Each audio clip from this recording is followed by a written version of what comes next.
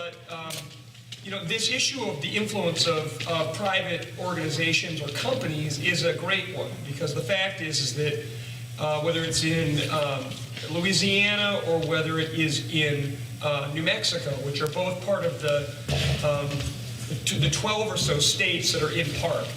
A couple of years ago, PARC had as many as 25 states. It's now lost almost half of its membership. This issue of the influence of the private companies and the testing companies is a big deal, because of what it looks like, and is that because PARC is a single test, really, it's a single provider, and there's a lot of issues. In fact, these two states have lawsuits around whether PARC is respectful of state bidding laws, because it basically looks like a giant no-bid contract. I don't think, Sandy may correct me, but I don't think that they are the ones that control the SAT. The SAT and the AP are controlled by the College Board. And David Coleman, as Sandy mentioned, was one of the chief architects of the Common Core, and then a year or two ago, he became head of the College Board. But K-12 education in this country is a $500 billion annual industry. There is a lot of money rolling around here, not just on the Common Core side, but related to everything related to it.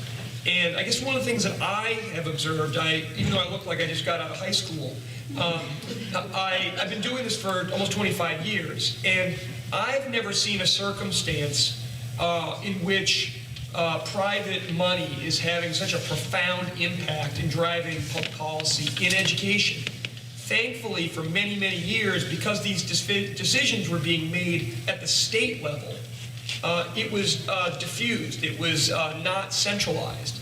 But as Common Core and the PARC test and the Smarter Balanced and the teacher evaluations, as all of this has been driving forward in the last 4 or 5 years, it really is getting back to what it is that Dr. Stavsky said in the Boston Globe op-ed 4 years ago, is that we've gone from No Child Left Behind, which is a federal law, to No Vendor Left Behind.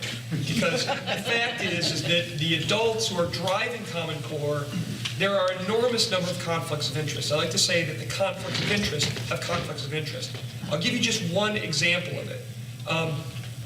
So the 3 pieces of analysis that the Massachusetts Commissioner of Education, Mitch Chester, relied upon for the adoption of Common Core in the summer of 2010 were developed by the Massachusetts Business Alliance for Education, the Fordham Institute, and Achieving.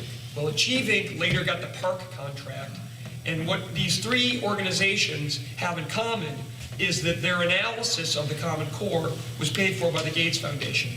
That's the same foundation that paid for the development of the standards. A fundamental principle of our democracy, going back to the founding here, and frankly going even further back in British legal history, is that no one gets to be judge and jury in their own case. And so I guess that's the thing, whether it's the influence of Pearson or whether it's the influence of of Gates on this, it's deeply, deeply troubling, because as I mentioned in my remarks, the goal of K-12 education is to serve as a civic entity that serves as the wellspring for perpetuating the ideals of our republic.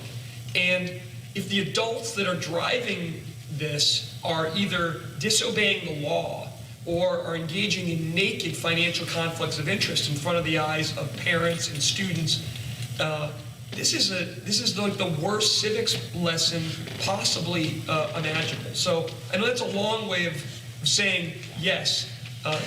There's a lot of money rolling around here, and Pearson is one of the big players that stands to benefit financially from this.